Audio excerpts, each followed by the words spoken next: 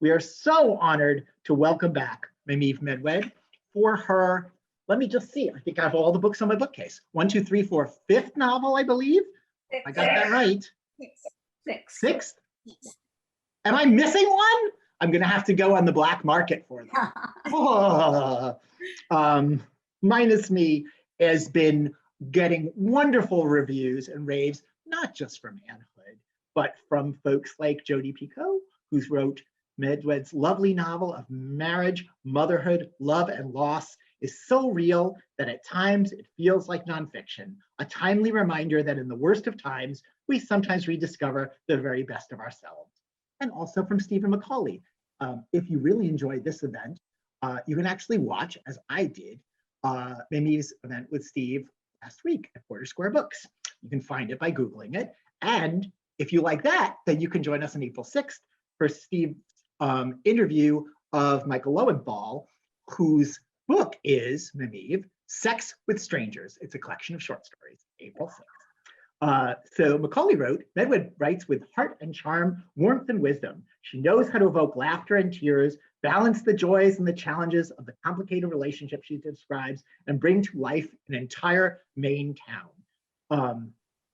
She received the Massachusetts Book Award Honors in Fiction for Of Men and Their Mothers. She's published essays in several anthologies, and her short stories, essays, and book reviews have appeared in the New York Times, the Boston Globe, the Washington Post, and other places. Eleanor Littman, we are so honored to be having Eleanor Littman, who is normally in the other chair for our events, but she has taken the conversation partner chair. She is the author of many novels, including the rare but coveted Rachel to the Rescue, which is available now at Boswell and maybe later also at Boswell in a different edition. We'll find out.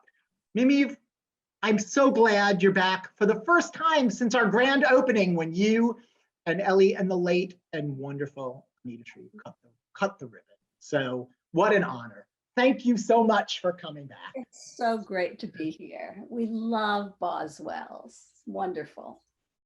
We do. And I am Eleanor Littman, and this is going to be a lot of this sort of Mameve and Eleanor history. I can't help it because we met each other 40 years ago in an adult ad writing workshop at Brandeis University. And Mameve, to me, it was a little intimidating because she was teaching fiction writing at the Cambridge Center for Adult Education. And could you tell people, first of all, I meant to do this. Very few people, Daniel did a fabulous job pronouncing your name, but it goes, we could tell like 12 iterations and variations of mistakes people made. So tell everyone how you got and how you pronounce Mameve. Well, it's Mameve. Two grandmothers, a Mamie and an Eva. And they were stuck together, and it's been kind of the bane of my existence. And you told me once that when your mom would be in the supermarket and you would be baby seat and everyone would say, oh my God, Mameve, what a fabulous name. I'm going to use that. I'm going to adopt that. But you don't feel that they followed up on that. There's not a single Mameve in all of Bangor, Maine. And every babysitter I ever had was going to name her first daughter that. Oh, right. Yes. Well, the worst, and then we'll move on, is that you were coming to Odyssey Books in South Hadley, Massachusetts. And I was at the time living in Northampton, so I was listening to the local radio station. And the man announced that there was a pause, and then he said, Mameve Medwed. I know, it's become but do tell, because I love this story, how you... as I said, it was slightly intimidating. You were already teaching fiction. So would you just go back and tell the story about how your next door neighbor, Liza, enlisted you?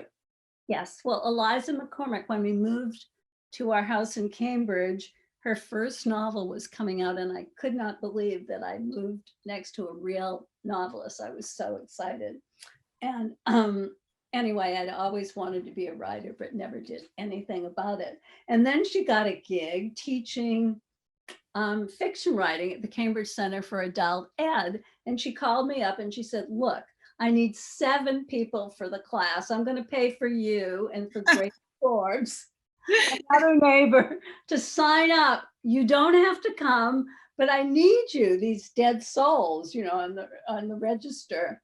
So I signed up and I went, and Grace Forbes never showed up. But anyway, I hope she's not listening, Grace Forbes. Okay, yeah. She's departed this realm. But anyway, it was wonderful and I loved it. And it was really, I owe it all to Eliza. But then she asked you to, then her next favor was for you to take over the class, right? Well, I took it for years and years and years. And then she decided to go back. She was a lawyer and she got a job as a lawyer and asked me to take over the class. So I did. Yes, yes.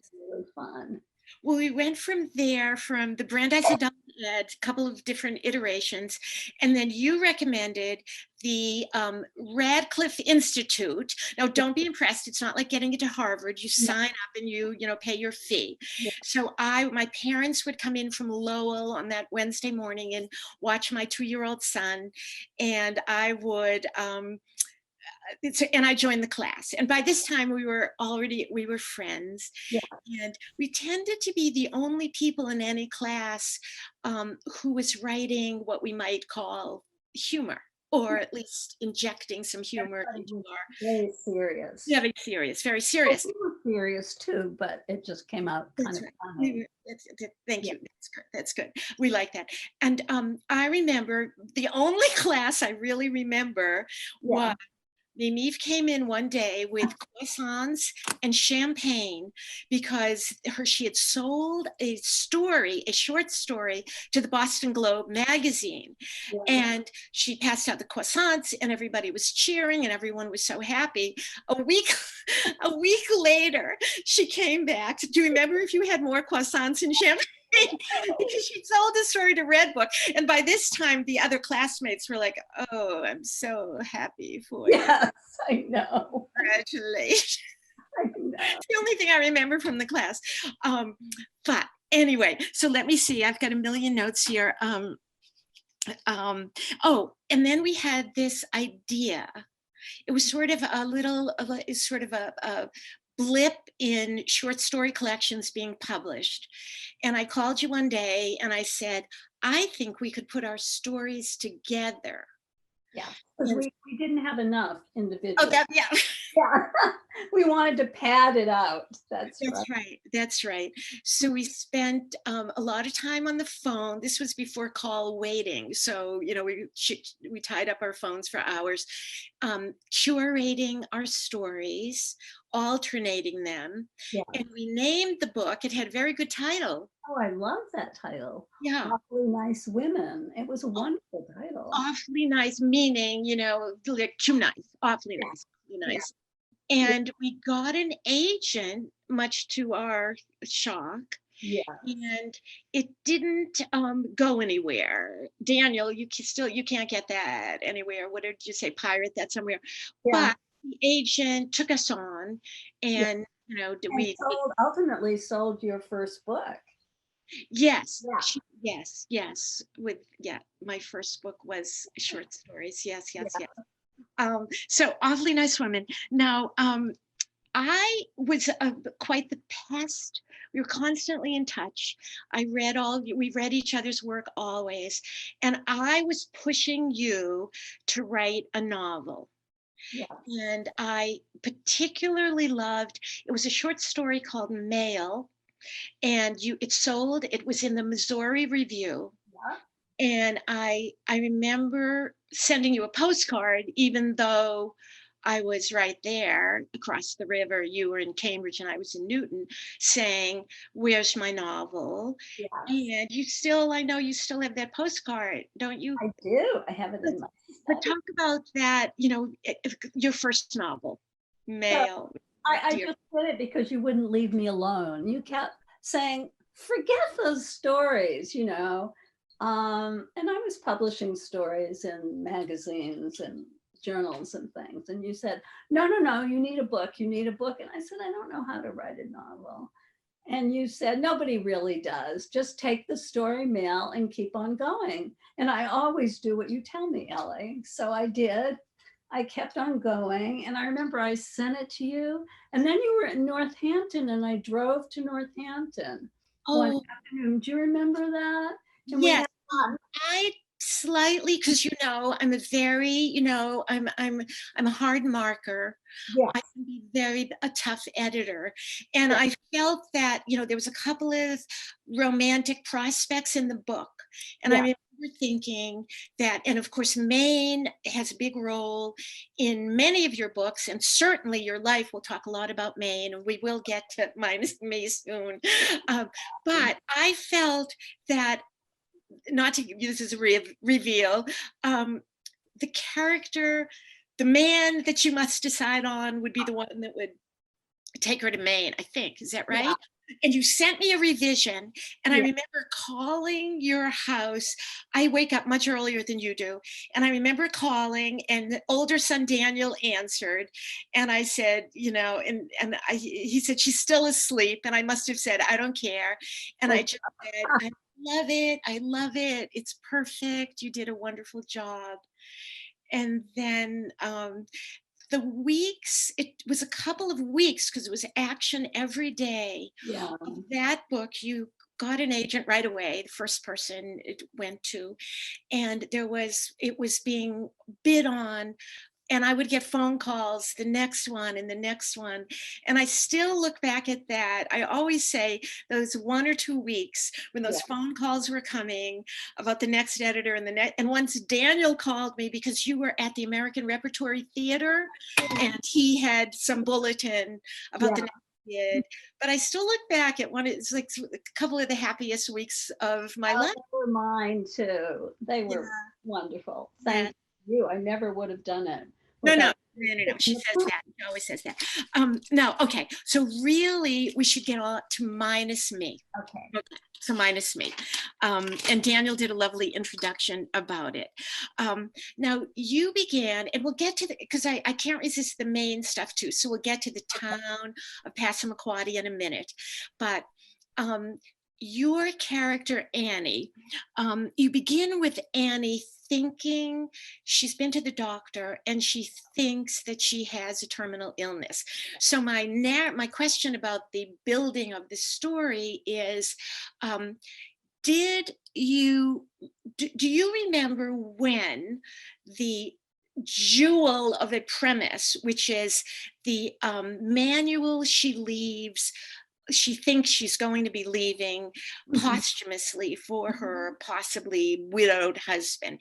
Do you remember when that worked in? Was it from the get-go? No, she does some research and she thinks she comes across all these how-to books. And that was You're talking about the Mameve Medwed's decision? No, Annie, the character. Okay, no, I knew that. Oh, you were asking about me. I was asking about you. No, I love to make lists. I just love lists. And I love lists in all my novels. And then it came to me, well, I could just do lists and lists and lists. I could do this journal with all this advice, with just funny little things. And then the reader could read in between the lines. And definitely. Really, I had a good time doing that. It seems so effortless, and it's so revealing without, you said between the lines, but, we learned so much about Annie, the advice she gives Sam. We learned so much about Sam, but I want to read one of my favorite passages from the manual. And it's, she said, okay, not that I haven't adored every moment of our lovemaking. Now, this is advice to Sam for his new life, she thinks. Not that you aren't wonderful, ardent, a virtuoso in the boudoir, as my mother would say, and not that we haven't got it down pat and arrived at our well-practiced routine, but you might want to investigate some new moves.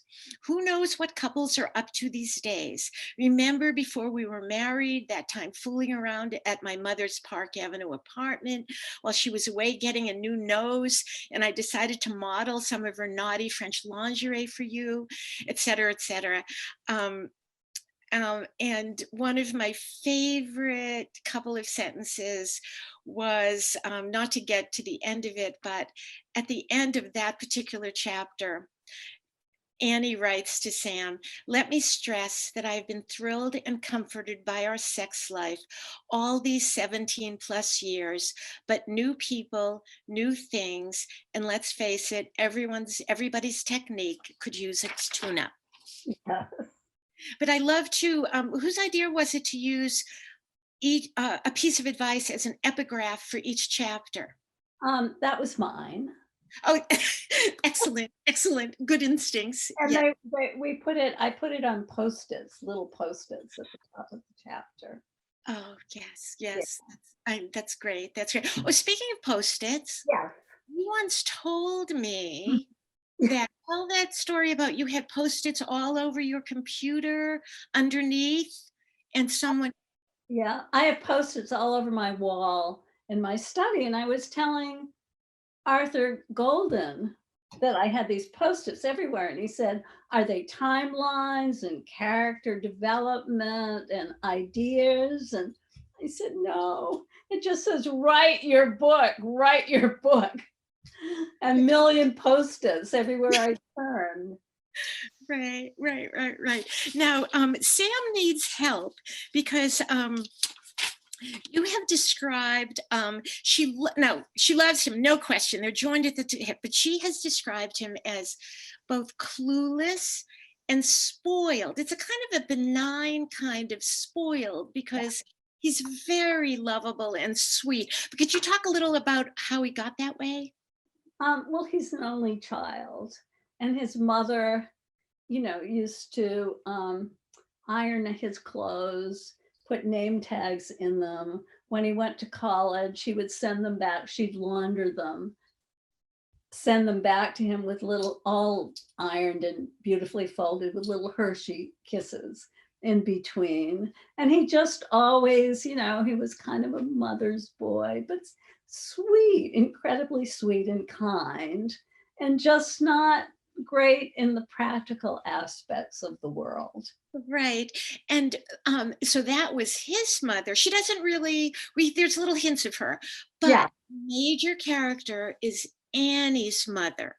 Yes. And if I then, I've taken over the reading of, but I copied down, I thought this comes early in the book, and it describes of how did Ursula, well, first tell us how the glamorous Ursula actress ended up in the small town of Passamaquoddy, Maine. Well, she married Annie's father, who brought her to Maine, and she was a total fish out of water. And she was very unhappy, and she didn't like it. And everyone knew her and admired her. Oh yeah, well, she was very famous, and she liked that, and she got a lot of attention, which she loved. She loved being the center of attention. And I copied this down. At the start of every school year, "How is your mother?" was the first question each new teacher asked Annie. Soon enough, she would take peremptory action and, before the words were even formed, announce, "My mother is great, great," prompting the guidance counselor to send out a memo to staff suggesting they inquire only about Arabella herself. That's Annie's real name. She saw the memo to Miss Cleary's desk once, along with the words, "What a sensitive and shy child. Arabella is, alas, so unlike her mother." Even now, all these years later, that alas has, alas, become part of what defines her. Yes. Yes. At some soon, and I'm wondering whether this is, no, we'll get back to Passamaquoddy, and very important, the Paul Bunyan. Yes. if you could talk about the fictional Paul Bunyan and its roots with the real Paul Bunyan and the coffee pot. Yes. In Bangor, where I grew up, there was this sandwich shop called the Coffee Pot that had the absolutely most delicious submarine sandwich that I'm sure was also the most unhealthy thing in the whole world. But people lined up to get those sandwiches. And when I was in college, my mother would come drive up with, a dozen of those sandwiches. Once she took them on an airplane and she said everybody moved away. They stank. They were, pickles and onions. And anyway, they were absolutely wonderful. So I wanted to recreate that part of my childhood. So Annie and Sam buy the sandwich shop and open this sandwich shop, and it's an iconic, absolutely fabulous sandwich. And I did find, eventually I found the recipe, but I couldn't recreate it, just like everything, just Yeah. You needed that special bad bread yeah that it went on. Yeah, stuff like that. Yeah. and Yeah. like salami with little green peppercorns studded in it and bologna, and oh boy, I don't think you can get that stuff anymore. You said that when your mom would drive down, she would bring, fill the car with them. Is that right? Yeah. And we just ate them, and my sister in New York, everybody, we were all madly in love with them. Yeah, yeah. So Passamaquoddy is it's not a real town. No, I made that up. How did you come up with that fact? Is it the name of a river or something? There's an Indian tribe called the Passamaquoddy. Oh, excellent, excellent. Yeah. Yeah, And it's a very unlovely town. It's not on the water. I was thinking a little bit of Skowhegan, Maine, which probably nobody knows, but yeah. kind of a factory town, drab with not a lot going on. Yes. And now there's a lot of, I've thought, like sort of sub shop authenticity with Annie. Annie does so many things. She's not behind the counter cooking, but she does ordering and accounting. And did you ever work behind a counter? No, never. No, never. Did you? Did you? Well, in Carol Cutrate's Cosmetics, in Allen Cosmetics in Lowell, but not, food service. No, I never did. My own life, a lot of food service. Yeah. Yeah. So was this just observing life and being a good consumer of being on the other side of the counter? Yes, absolutely. I was there. Well, we were all there. Everybody in Bangor was there all the time. Yeah. Does the It store wasn't open for dinner? It was only lunch. Of course, it would be only lunch. Now, is the coffee pot still open? No, I think the owners died, and I think there are a couple of satellites people started, and I once FedExed 2 of them to my husband for his birthday, for the reiteration, not the original, and they just weren't the same. Yeah. Oh, well, I wonder if you would have used them if the store was still open. Maybe you would have gotten their permission, and they'd have books in the window. Absolutely. Right? They would have. Now, I'm going to get back a little bit to the plot. The Annie gets a diagnosis, and she chooses against the doctor's orders. She doesn't want to tell Sam, and there's some history there, and you don't make a big deal of it. It's in the background, but he suffered a depressive he was in the hospital after, and this is not a reveal, because right from the beginning we know that Annie and Sam have wanted to have children. She's had 4 miscarriages and one's stillborn, and that baby almost feels like a character in the book. So that was your decision. That was Annie's decision, that she would wait until she had a firm, real diagnosis from the specialist. She felt that he was really fragile, and why spoil whatever time they had, or why, why risk his misery until she absolutely knew. Yeah. Right. Okay, let's see. Okay, I've got, let's see, I wanted to read something else. Oh, this has to do with, well, now let's talk more about Ursula, because it is very Jane Austen like to have a mother who kind of, let's see, I wrote this down, hold on. Yes, it's very Jane Austen like to have an overbearing mother drive the narrative. Yes. And she certainly, it's kind of Ursula to the rescue in a way. We don't want to give that away. But just tell us some more about Ursula. And I wouldn't mind if you related it to one of my favorite Mameve Stern Medwed stories about your grandmother. My grandmother. My grandmother was also a fish out of water and came to Bangor. My grandfather met her in London. Shall I tell the story? I've told you. I insist. Yeah. Met her in London, and my grandfather I adored him. He was a short, kind of pudgy little guy, and my grandmother was this glamorous woman who had lived in Berlin and had been asked to be an actress in Max Reinhardt's company. And he had discovered Marlene and Dietrich, and her parents said, no, nobody would ever be an actress, woman from a good family. Anyway, my grandfather fell madly in love with her and decided he was going to bring her home to Bangor, Maine. And her family was very, very worried. And so they telegraphed the telegraph office in Bangor and said, do you know this person? And what kind of family does he come from? And my grandfather's sister worked in the telegraph office. So she got the telegram and she was able to say, lovely family, upstanding citizen, couldn't do worse. Couldn't do better, I mean. Oh my God, let me turn this off. Right. Oh. And this was the grandmother.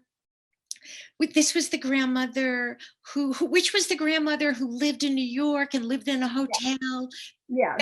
And well, I've told this story too, but my grandparents lived in Bangor for a while, and then they moved to New York, and they lived in a residential hotel called the Hotel Seymour. And she was very glamorous. She used to cut up Persian rugs in our house and make hats and belts and things. We'd come home and these things would disappear. But anyway, sort of once a month, we'd get a package from the Hotel Seymour, and there would be all the little slivers of soap that they give you in hotels. But also there would be sheets and towels. And my father's name was Harry Stern, and she would remove the hotel and the Emor. And there would be an H on one side and an S on the other. So we'd have these monograms. Women's, yeah. Yeah. She was a riot. She was really. And so that was your obviously your paternal grandmother. No, my maternal. Maternal. Oh, okay. Oh, right. Okay, your maternal. And that you grew up in a house that had been built for, you'll pardon the expression, like the two spinster sister married sisters. Yeah, my mother and my grandparents lived next door, and they built this house for the unmarried sisters. And when you lived in one of the apartments, was there another relative in the other apartment? No, that was rented out. That was rented out. Yeah. That was long after the aunts had left. The aunts had left. Yeah. And there were two uncles who lived together and there were two uncles and another aunt on my father's side of the family who lived together. It was complicated. You and your sister were kind of the children that were doted on, I'm guessing, with all of these. We absolutely were. Bachelors and bachelorettes in the rest of the family, right? right. Yes, yes, yes. Okay, now let me see. Put all my notes here. I'm getting sidetracked. Okay, okay, Annie and Sam. Okay, the grandmothers. Okay.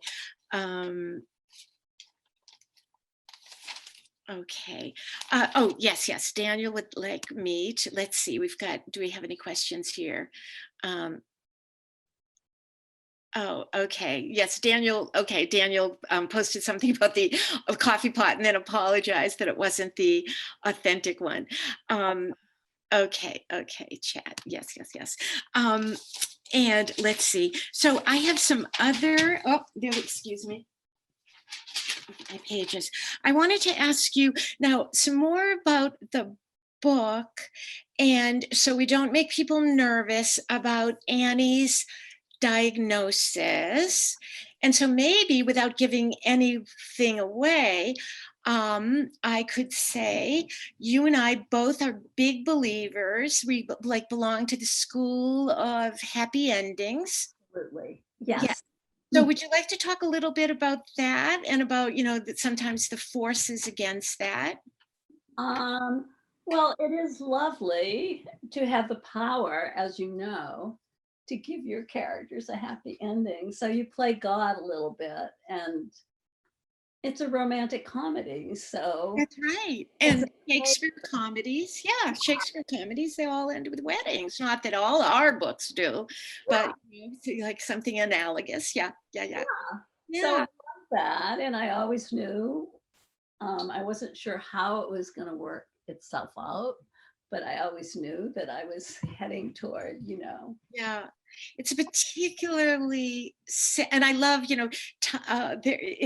we go, 9 or 10 months after what seems to be the ending. The epilogue is particularly satisfying and gratifying. And yes, so I wanted to, okay, wait, if I can get my pages in order here. Yes, this is more sort of writing questions along the lines of the Happy Ending School of Fiction. And that was back to your teaching. Oh no, wait, I forgot. We're talking about your life. I forgot to talk about and ask you about your collection. I brought Yes. In a word, Mimi's house is, except not right behind her, but most counter space, there's no counter space because it's covered with faux food.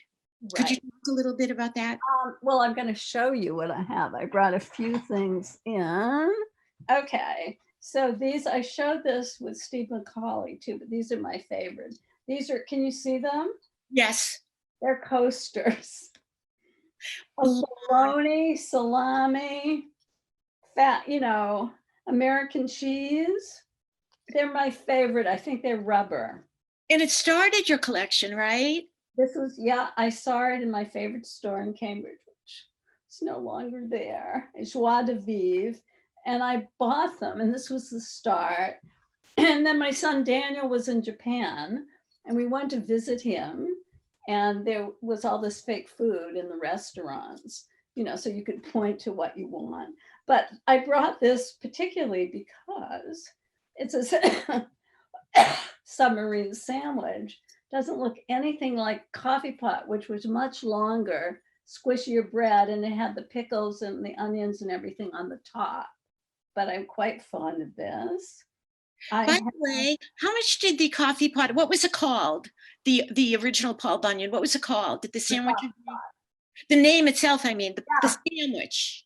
It was called the coffee pot sandwich. That's all you got. And how much did it cost? Do you remember? Oh, I don't remember, probably $1 and something. Okay. Oh, go on. Really good taco. This is pretty good, isn't it? It is. It is. Some more? Yeah, I would. What do you have? The French fries? Yeah, I have the French fries, and I brought a salad. The salad is really good. Okay. Here's the French fries. Delish. My bookseller, a bookseller from the old, well, it's now Grand Central, gave me the French fries. Has this ketchup. Then I have a really good salad, which I can put like this. Doesn't that look real? It does. It does. It's too big to bring, but after Men and Their Mothers, which featured a chicken pot pie, your sister had a pot pie made, right? That had little books coming out of it. Well, My sister had a gigantic pot pie made for me by a friend of my niece's who was a stage designer who designed props for theaters, and it's this enormous, and it had peas and chicken and everything, but it also had little copies of the book coming out. It's my favorite thing. I just love it. yeah, yes, I've seen. Yes, now I had a few other writing questions. One was as far as, also the Michael Lowenthal, who is going to be on April 6th at Boswell, reminded us that John Waters also had a faux food collection. I'm sure you were first, and I'm sure your collection is better than his. Oh, I wrote a thing about my food collection for Gourmet magazine. They came and they photographed it, but instead of having it all smushed together the way mine, they took each thing separately and made it very artistic.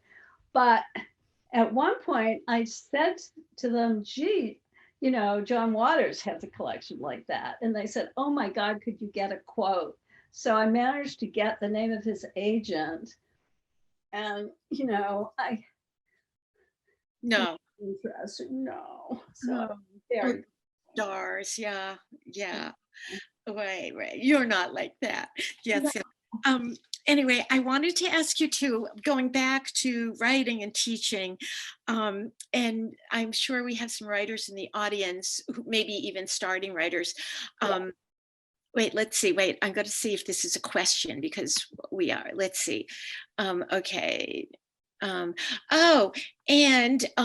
We also are learning that Fran Lebowitz also collects faux food, and brought Fran Lebowitz, very big these days on Netflix, brought home a ton of fake food from Japan. Really? And yes, and Judy writes that as an art teacher, I had my students make faux food as art projects. Spaghetti and meatballs was an overwhelming favorite. Oh my God. Oh, I didn't know that. You do a lot of reviewing, and what I wanted to say is, I think your reviews are word perfect. We read each other's stuff. You send me the book reviews. I find maybe a comma, literally. I find that, maybe I would have added a comma someplace. Yeah. But your recent books in the last year, and Tyler's new book, what's the name of it? You loved that. Redhead by the Side of the Road. Daniel's going to put that up. Yeah. Redhead by the Side of the Road, and the new Nick Hornby that I just bought at a Hanukkah present. I think it's not a memorable title. You and I like really hard, solid nouns in our title. And I think it's called either Just Like Us or Just Like Me, the Nick Hornby. And Daniel's going to come up with that in a second. Yeah. And but also getting the title, but I love the book. And also, I remember not that long ago, you were the one that reviewed Richard Russo's last book. So yeah, they don't give you minor books and they're wonderful. But I wanted to ask you too, I'm looking at my clock here. When you taught, this is what was my lead in before about writers, maybe people who are just starting out, that if you could, when you taught, do you remember a mistake that too many beginning writers made? I remember very clearly that people would write dialogue, and they would write a line of dialogue. Somebody would be on a phone, and hello, how are you? I'm fine, on and on and on. And I think that was the biggest mistake that people made, that dialogue has to be the cream that rises to the top. And it's artifice. You want to make it seem real, but in fact, you take shortcuts. You use it not to describe anything, a narrative. would do, but it's really, it can't be like real conversation. That would be too boring. Well, Yeah. you're an ace at that, so. But Oh, thanks. Well, I try to follow, it's what David Mamet's quote, but he's quoting William Goldman, the yeah, screenwriter, saying get into a scene as late as possible and get out of it as early as possible. right. So I tend to, I'll skip a line and then I'll cover up the first few lines I've written in a draft, and then see how far in I can start that. But I consider, like you do, it's throat clearing to, you don't have to move them into the room, and you don't have to say hello, how are you? Right. So, yeah, yeah. And So you're always cutting. Every time I talk to you, you say, well, I wrote 10 pages and I cut 7 pages. You're cutting all the time. this is true. Yeah. Yeah, yes, guilty as charged. And then, okay, another question. We talked about your reviewing. Now, because there's school of thought, which is, if you start a book, you have to finish it or give it its all. And my late husband used to say that, he'd start a book, he didn't like it. He used to say that he didn't owe that book anything. But Right. Yeah. when you're reading for pleasure, is there something that makes you close the book and not pick it up again? Yes. And this is only me. Lots of weather and too much nature, too much landscape.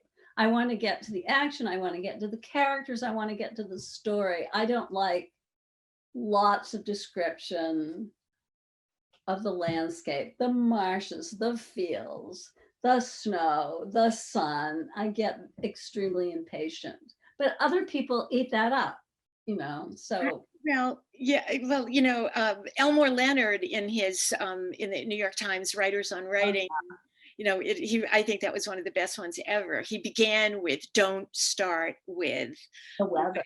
and don't and yes." But so many people do, and so many really famous writers do. One of my former editors once told me that she loved a book and gave it to her 13-year-old son to read. And she said to him a few days later, "What'd you think?" And he said, "No, I didn't like it." And she said, "Why? What was wrong?" And he said, "Too much wind in the trees." Oh, fabulous. Yes, yeah.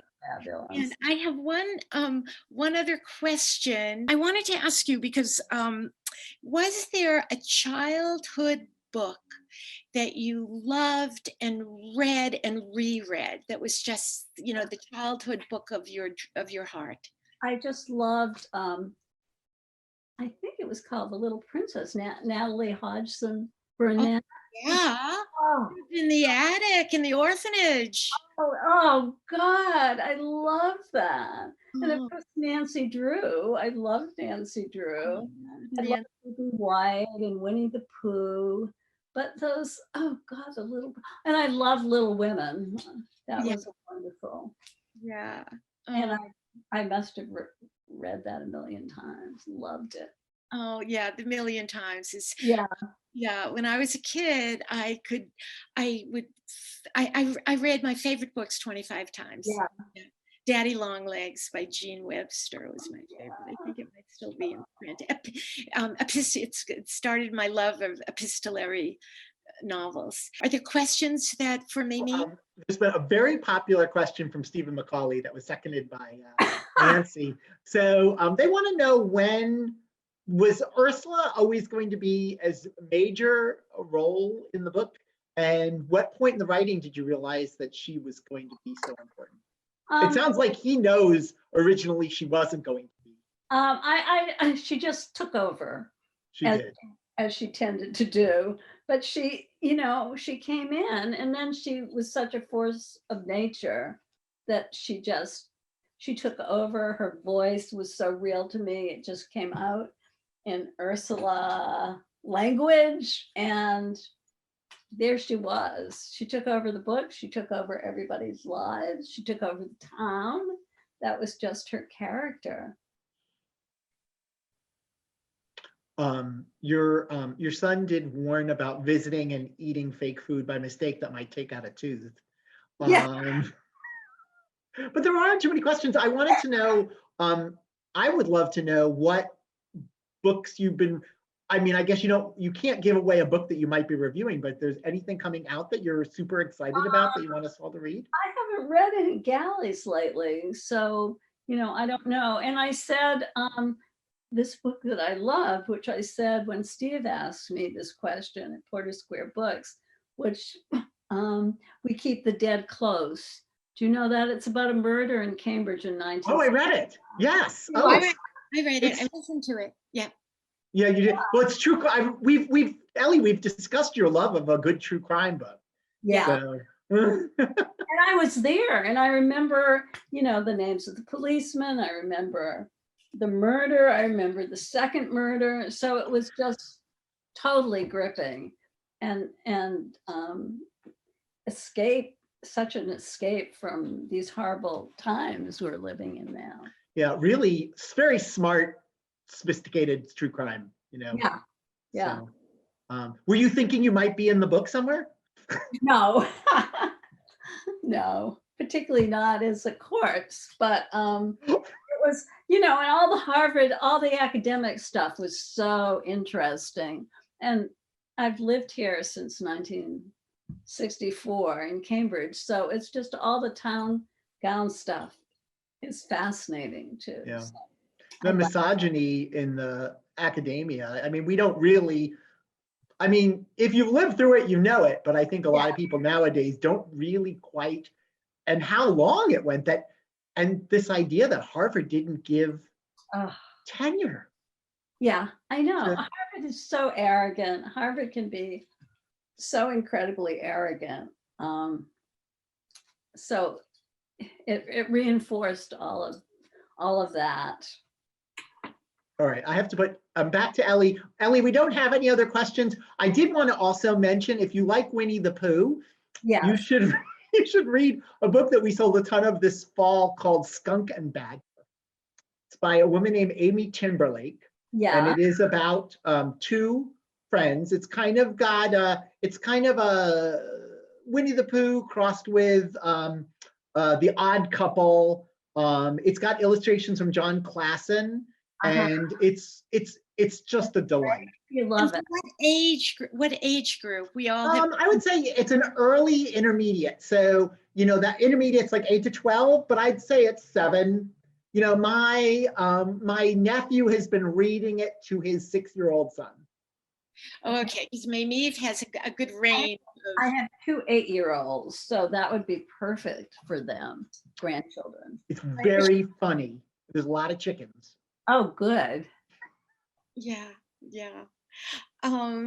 Yes, I just blurbed a book today, which I don't even know when it's going to be out, but let me go get hold on.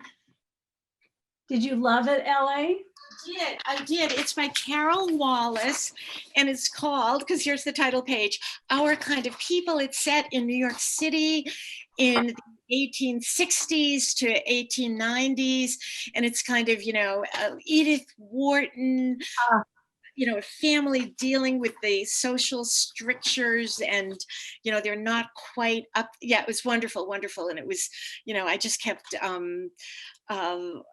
I had these individual manuscript pages, and they just kept flying by, and so I don't even know when it's coming out, but it's being done by Putnam. Carol, Our Kind of People. I highly recommend it.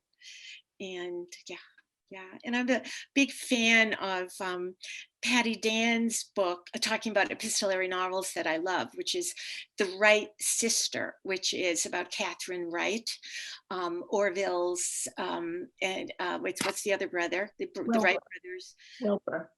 Thank you, Wilbur and Orville. Wilbur was already dead when this book takes place, but Orville, because she married in her 50s, never spoke to her again.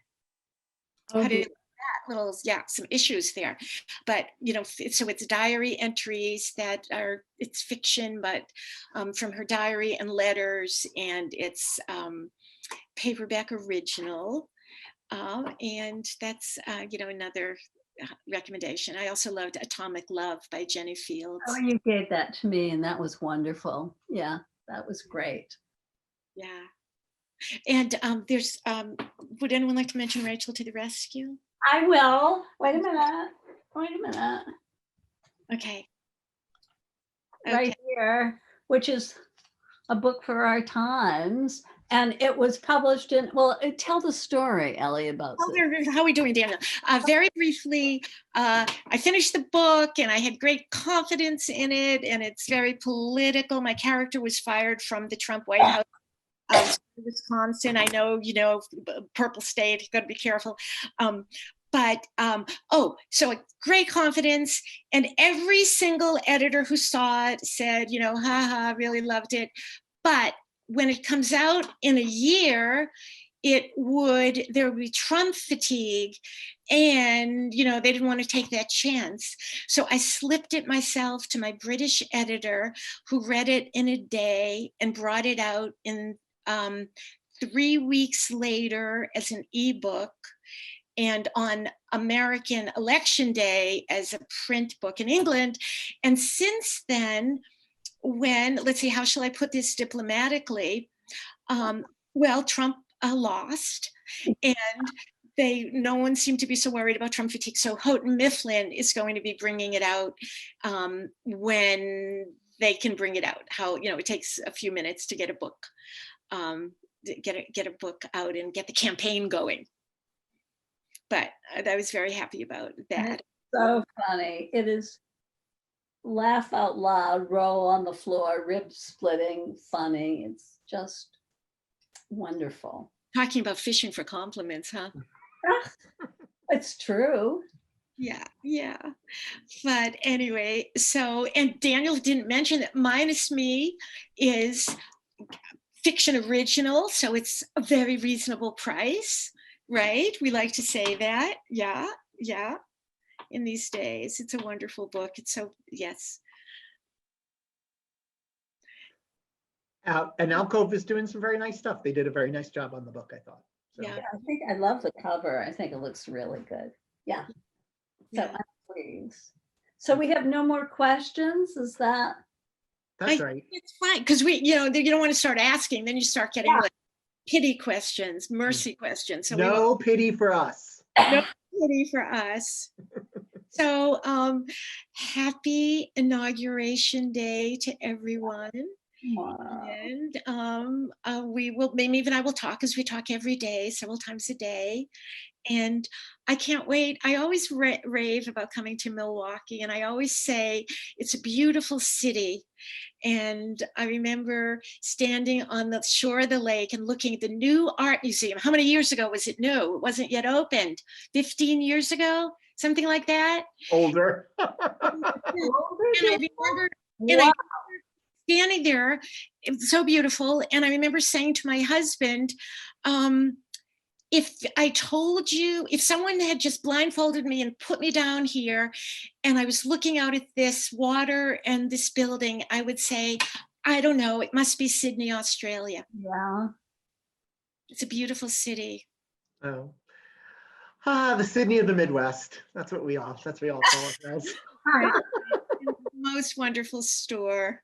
Oh, thanks. Oh, it's a wonderful store. Well, all right, enough of that. Thank everyone for coming, joining us. Yeah. Thank you all. It was so great to be there and great to see you. And thank you so much.